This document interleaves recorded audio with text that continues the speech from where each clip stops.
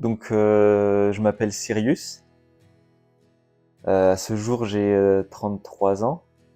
Et donc, mon témoignage, je suis né pas vraiment dans un foyer que je pourrais dire chrétien, parce que c'est peu de temps après ma naissance moi et mon frère jumeau que ma mère, qui était en recherche, a eu l'occasion d'entendre parler de Dieu, de Jésus, et donc s'est converti.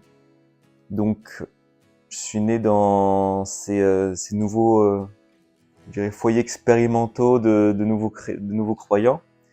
Et donc, j'étais vraiment en sécurité, bien, je manquais de rien, et donc je suivais ma mère. C'était, je lui faisais confiance, était séparée. Et mais c'était pas une gêne. Je suivais. On voyait qu'elle était seule avec mon frère, donc on a servi autant à l'église comme on pouvait. Donc mon enfance, en résumé, c'était faire ce qu'il fallait. Je voyais que ça rendait service, que c'était bien pour les gens d'aider, de nettoyer. Donc je faisais ce qui était bien pour mon entourage, pour mon contexte. Et ça faisait que, voilà, en grandissant comme ça, faire ce qui est bien, autant à l'église qu'à l'école, sans pour autant sortir du lot, mais faire ce qu'il faut. Malgré tout, je me posais après, avec l'adolescence, des questions sur tout ce que je voyais, ce que je vivais, ce que j'entendais d'autres personnes, autant d'autres religions, d'autres cultures, d'autres façons de faire. Et donc c'était intéressant. Je le prenais en compte sans pour autant copier, c'était juste intérieur. Et je grandissais avec ça, avec des petites questions que je laissais en suspens, que je, comment dire, oui, que je laissais aller. Et au fur et à mesure, je voyais qu'il y avait quand même un positionnement à avoir, que d'autres vivaient des choses. Il y avait un peu ce modèle dans l'église, et même un peu autour de la réussite, de palier à passer, qu'il fallait vivre quelque chose, ceux qui étaient reconnus étaient des personnes qui étaient passées d'un point A à un point B, et moi, étant donné que je stagnais, que je suivais, je vivais rien, et donc je cherchais un peu ce questionnement dans est-ce qu'il fallait que j'ai cette même expérience, ce repère, est-ce qu'il fallait copier. Et à côté de ça, j'ai développé ma personnalité, et je voyais que ça gênait aussi, donc j'ai éteint des choses pour que ça soit bien, que ce soit dans le cadre. Et ces questions qu'on continuait, d'incohérence, mais sans pour autant que je remette ouvertement en cause. Parce que quand je questionnais ma mère ou d'autres personnes, de poser des questions, je voyais que ça gênait aussi. Et donc, j'ai laissé tout ça, c'était enfoui. Et pour autant, avec d'autres amis, on se posait ces questions de, mais donc, ce qu'on vit, est-ce que c'est du copiage, est-ce que c'est vrai? Et donc, dans une soirée à l'église, entre jeunes, avec un ami, on avait fait cette prière de si, pas en question de si Dieu existe, mais de si on a quelque chose à jouer, si nous aussi on a une certaine valeur, on voulait un signe d'une certaine façon, et qu'il se passe quelque chose. Et donc dans la soirée, en priant pour mon ami, il y a quelque chose que j'ai senti qui est passé de lui à moi, et donc lui est tombé, moi ça m'a interpellé. Donc c'était un signe qu'on voyait dans notre église que dans d'autres églises avec lesquelles on échangeait, que c'était un signe de manifestation de Dieu. Donc pour nous, c'était une confirmation que des choses pouvaient aussi se faire par rapport à nous. Et donc en 2000, fin 2008, j'ai pris la décision de me faire baptiser. Et je savais que ça allait pas changer du tout au tout de se faire baptiser, mais je savais au fond de mon cœur que c'était le début de quelque chose et qu'à partir de là, c'était comme une prise de décision qui allait lancer quelque chose. Je savais pas quoi, comment, parce que j'avais pas eu de vécu extrêmement à l'opposé de la vie chrétienne. Au contraire, vu que je suivais, je savais pas ce qu'il en était, mais je savais que c'était un pas. Et ensuite, j'ai pas pour autant vécu de réels changements. C'était continuer de suivre différents ministères, donc des personnes qui ont différentes applications dans l'Église, de m'informer, de me rapprocher de certains pour avoir différentes expériences.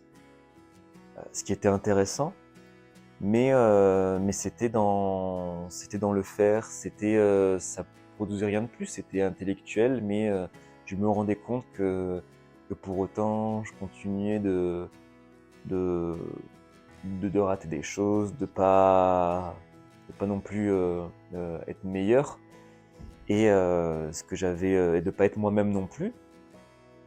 Et donc, il y avait ça qu'après j'ai laissé enfoui, et donc je me suis dit au bout d'un certain compte que tant qu'à faire soit de pas être vraiment impliqué ou d'être dans le monde, j'avais comme cette parole que plutôt que d'être tiède et de jouer un rôle, choisis en attendant d'oublier un peu cette partie de la foi, de la pratique. Je continuais de servir juste pour faire ce qu'il y avait à faire, mais sans plus.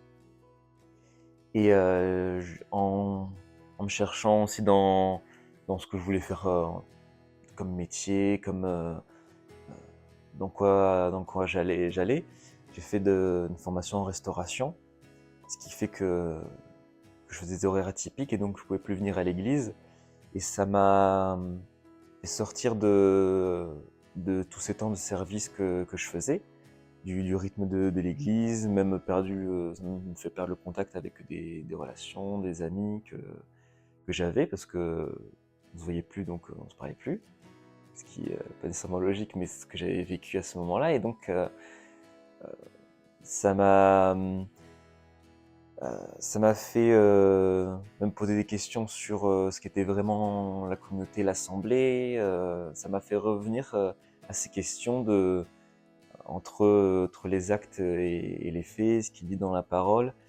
Et j'ai rencontré personne extra pendant cette année de formation en restauration, autant au niveau de mes formateurs que des personnes dans ma classe. Et ça m'a fait prendre conscience que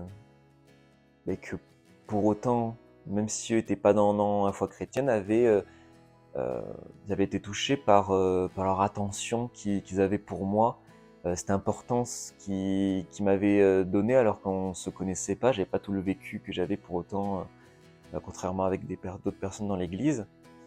Et ça m'a fait prendre conscience que c'est pas le titre, c'est pas le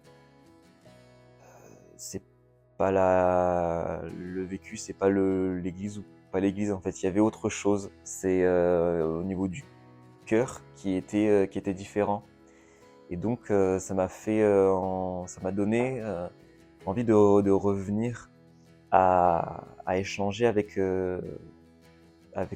des frères et sœurs dans la foi. Donc au début pas avec mon église même, avec une petite communauté au niveau du rythme pour partager, c'était plus adapté avec ma formation et mon travail. J'avais repris contact aussi avec un ancien pasteur que je connaissais, avec lequel j'avais pu reprendre des échanges autour de la parole, de la lecture. Et à partir de là, on continue d'échanger. Et donc entre-temps, j'étais marié, mon premier enfant aussi arrivé, et ces questions revenaient voilà, d'avoir envie d'autre chose. Et ça refait naître ces questions, et de vouloir autre chose. Et avec le recul que j'avais pu avoir, ça m'avait pas pour autant éloigné de Dieu, remettre en question. Au contraire, j'ai pu revenir avec moi qui j'étais. Et donc on a eu l'occasion de bouger, même physiquement, de là où j'étais. Moi et ma femme, on a vécu quasiment toute notre vie à Montpellier. Et là ensuite, on a bougé, et donc 13 ans plus tard, malgré qu'on ait bougé physiquement, euh, qu'on ait rencontré une autre communauté que je connaissais, donc on avait les euh, mêmes aspirations, j'ai pu là aussi commencer à servir. Je me suis rendu compte que pour autant, moi, ça n'avait pas changé. Il y avait toujours ce palier non passé, et à un moment, je suis arrivé au bout de moi-même, à me dire, ben, malgré tout, je manquais de rien, malgré tout, j'avais ce cadre. Eh bien, ça a pas fait plus. Et dans une prière personnelle à questionner Dieu, le Saint-Esprit m'a révélé quelque chose qui était caché, qui me freinait moi, qui me freinait aussi dans ma relation avec ma femme. Et c'était libérateur, parce que ça, ça a fait du mal à ma chair, donc ce qui est humain, qui a trait du monde. Mais ça a mis en lumière, et là, j'ai passé un cap. Euh, J'avais euh, pas oublié, mais pour moi, j'étais prêt à, voilà, tout abandonner, tout ce que j'avais vécu, euh, toutes ces façons de faire que j'avais eues. J'étais arrivé à un bout où dit, j'avais dit au père, ben, si quitte à repartir de zéro, ben là, je sais qu'il y a autre chose, et là, c'est plus profond. Et donc, ben, je suis prêt.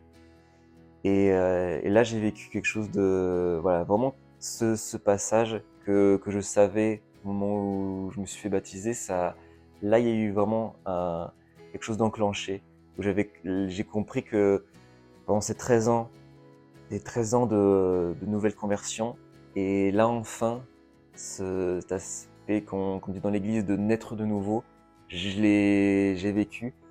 Et, euh, et avec, euh, avec juste 3 personnes, avec frères en Christ, il y a eu ce lancement dans la recherche intentionnelle, dans un vécu de travail de la parole, de la relation avec le Père, des expériences qui ont commencé à venir. Et je sentais que c'était pas de moi, c'était le Père, une transformation sans effort qui commençait. Et j'ai vu tout de suite dans mon foyer, parce que j'essayais.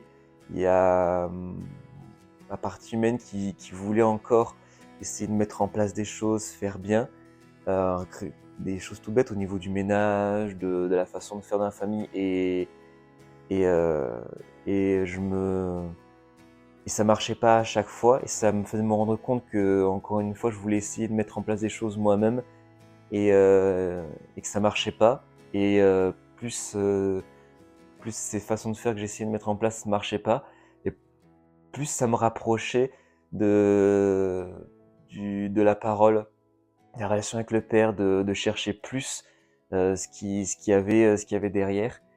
Et, euh, et, en, et en allant plus loin, à autant continuer à être dans l'église, écouter ce qui se disait. Mais avec ce frère, on a aussi puis expérimenter d'autres choses avec d'autres personnes dans l'église. On ne s'est pas cantonné juste à l'église, c'est nourri d'autres choses et ça m'a amené aussi vers d'autres enseignements sur la grâce, la puissance de l'évangile, qu'on est juste sauvé, qu'on a rien à faire et une vidéo par-ci, une vidéo par-là et ça a répondu à ces questions plus jeunes que j'avais, comme une autre personne que j'entendais qui disait que ces questions d'enfants ou de jeunes dans la foi, on laisse faire et on pose pas. Et là, d'un seul coup, ça a répondu à quelque chose. Euh, mon cet esprit qu'il y avait en moi qui me disait, qui a ramené ça, et ça a amplifié cette faim que je savais que ça venait pas de moi. Ça répondait vraiment à quelque chose qui était au-delà de moi, et je suis parti dans ces enseignements qui m'a ramené à la base. Pourtant, j'avais plein d'enseignements que je savais. J'avais entendu plein de mystères maintenant très bien, hein, qui ont fondé des églises et autres, mais j'avais pas ces fondements. Et là, ça m'a ramené à la parole, pas à des façons de faire, pas à des pratiques, pas à des formules, vraiment à la relation avec le Père, moi et la parole. Et, euh, et ça m'a pas écarté de l'Église pour autant, ça m'a pas écarté, ça a même pas nourri de l'orgueil de ah j'ai une vérité. Au contraire, ça pleinement dans l'humilité de ben c'est ça en fait, je suis pas capable par moi-même, mais il y a la puissance de juste l'amour du Père. Euh, Comme dit Josué 1,8, que ce livre de la loi ne s'écarte pas de ta bouche, et en pratiquant ce qui est prescrit, tu prospéreras en toutes choses, tes greniers seront pleins. Et ça m'a mené dans ça, dans la pratique de la parole, euh, que, comme Jésus disait, si vous demeurez en moi et que je demeure en vous, avec le Père, nous euh, seront en vous, que celui qui garde ma parole portera du fruit. Et, euh, et j'ai pas vu tout de suite des choses, mais c'était tellement bénissant que déjà, j'ai vu ma famille être en bénéfice du fait que dans plein de situations, je me taise, que je laisse faire les choses, que j'arrête d'essayer de faire en pratique. Et même le fait que j'arrête de faire des choses, euh, je sais qu'intérieurement, ça a fait du mal à ma chair, mon être humain intérieur qui veut faire. Et en même temps, mais ça m'a fait grandir. Et là, voilà, ce fait de naître de nouveau, c'est en place. Et là, je vis encore plein de choses nouvelles où la parole porte du fruit en moi et ça me dépasse, ça touche d'autres personnes. Je vois des dons qui se manifestent. Même ce que je suis, ce que je peux témoigner, je sais que c'est pas moi par mes forces parce que j'aurais pas parlé de moi, j'aurais pas fait tout ça. Et là, c'est merveilleux ce que je suis en train de vivre, ça grandit encore. Et j'ai hâte de voir ce que ça va encore produire. Et en tout cas, je vous encourage parce que c'est en vous. C'est pas par rapport à ce que vous pouvez faire, mais c'est par rapport à l'acceptation qu'on peut que faire par le Père. Et il vous aime tellement, il aime tellement qui vous êtes, mais pas par rapport à ce qu'on est maintenant, par rapport à ce qu'on est à devenir. Et c'est ça qui est merveilleux. Vous êtes aimés et Père vous aime. Vous êtes bénis, plus que bénis. C'est vrai que je sais que si c'est là où je vois au niveau de quand on est jeune, quand tous les témoignages, même de personnes, je me suis rendu compte après que si pour autant mon témoignage était pas moins bon qu'un autre, parce que ça revient toujours à ce qui a été à un moment semé, juste une phrase, juste même une personne qu'on n'était même pas au courant qui a prié pour nous, même une personne dans la famille qui croyait en Dieu, ou qui a déversé juste une fois une versée, juste un vécu.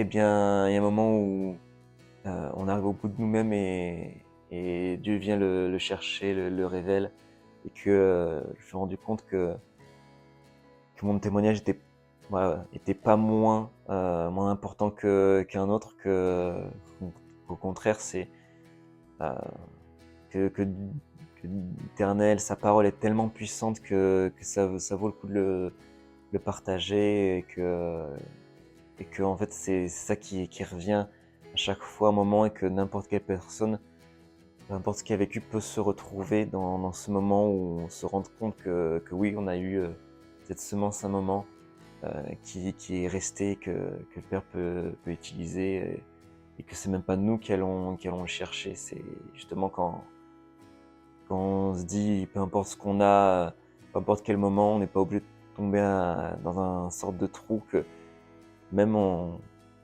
arrive au bout, quand on se dit il y a autre chose, je veux autre chose, que là, il vient le révéler en son temps, et ça qui est merveilleux.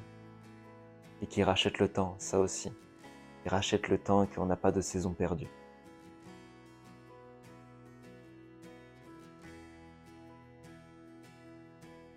Voilà, que le semeur, qu'il dorme ou qu'il veille, en Marc 4, 27, là, la semence produit du fruit et se développe. Ça, c'était pour moi puissant, parce que c'est très simple, et pourtant, si on garde pas sa parole, si on se rend pas compte que c'est quelque chose qui une fois qu'on l'a entendu, qu'on a vécu, que qu'on n'est pas conscient que ça reste, et et que c'est pour un temps, euh, mais ça, on peut rater quelque chose, et que voilà, l'entretien de ce qu'on a eu, c'est puissant.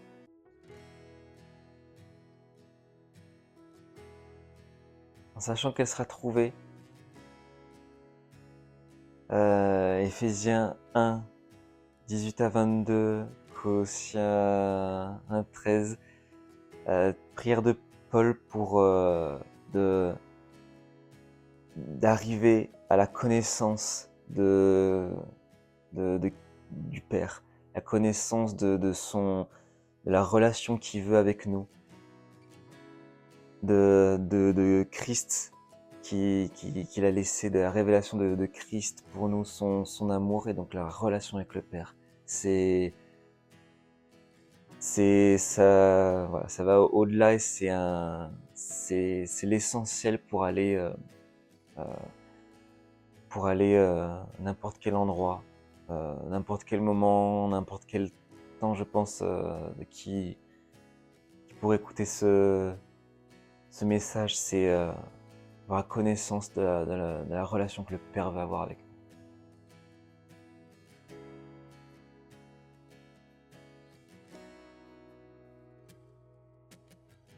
Je rends gloire à l'Éternel qui nous aime tellement, qui a fait toutes choses,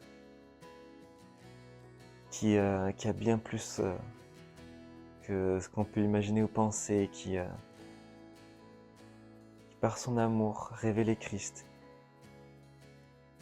ce don parfait. Et merci pour ce temps, merci pour la puissance du témoignage qui signifie faire de nouveau, et qu'on en a encore plein, que puisse inonder de sa parole, de son amour, de qui il est, les temps, l'espace, de quelque façon que ce soit. Et merci pour ces temps, pour qui il est, pour son message, pour la bonne nouvelle, presque trop bonne pour être vrai, qui est l'Évangile. Et gloire soit éternelle, qui est au-dessus de tout. Éternel notre Dieu, Père de notre Seigneur Jésus-Christ.